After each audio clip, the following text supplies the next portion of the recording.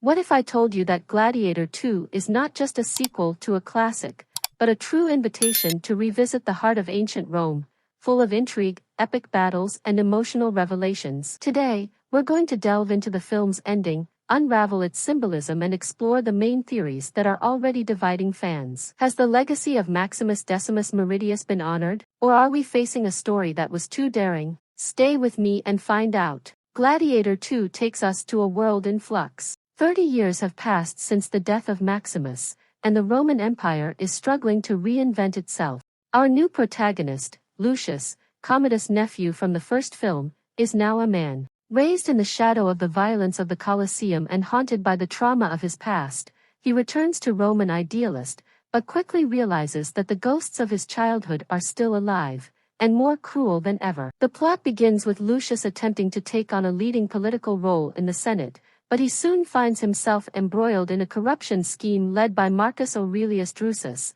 a ruthless senator who seeks to consolidate power at any cost. It is in this context that we are introduced to Caius, a new gladiator whose rise in the arena echoes Maximus' journey. Caius is not just a fighter, he is a rebel in disguise, with a clear plan to use his popularity to unite the gladiators and overthrow the Roman elite. The connection between Caius and Lucius is strained from the start, but fate brings them together in a battle for the soul of Rome. And then we come to the end, a climax that promises to be talked about for years to come. In the final act, Lucius is forced into the arena, a symbolic act of humiliation imposed by Drusus.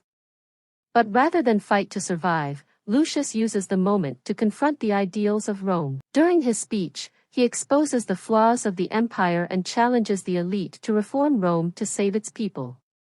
At this point, Caius enters the arena, but instead of confronting him, he kneels in support, a gesture that incites the spectators and gladiators to rebel. The film ends with a scene heavily laden with symbolism. Lucius and Caius stand watching the burning Colosseum, a reminder that the ancient Rome has been destroyed, but with the hope that something new can rise from its ashes. This ending is both a tribute to Maximus's sacrifice and a critique of Rome's resistance to abandoning its violent traditions. With Gladiator 2's open ending, the door is wide open for future stories. Will we see a spin-off focused on Caius and the rebuilding of Rome? Or perhaps a prequel that explores Maximus' youth before the events of the first film? Another interesting possibility is to expand the Gladiator universe beyond Rome.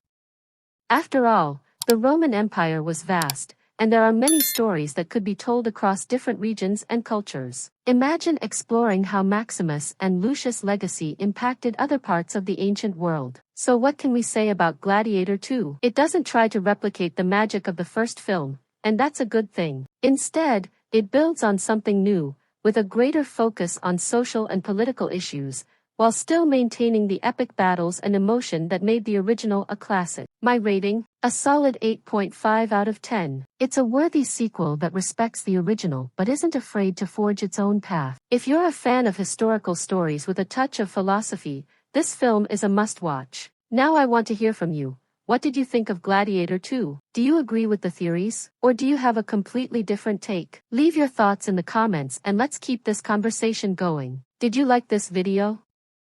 Don't forget to like it, subscribe to the channel and activate the bell so you don't miss any analysis.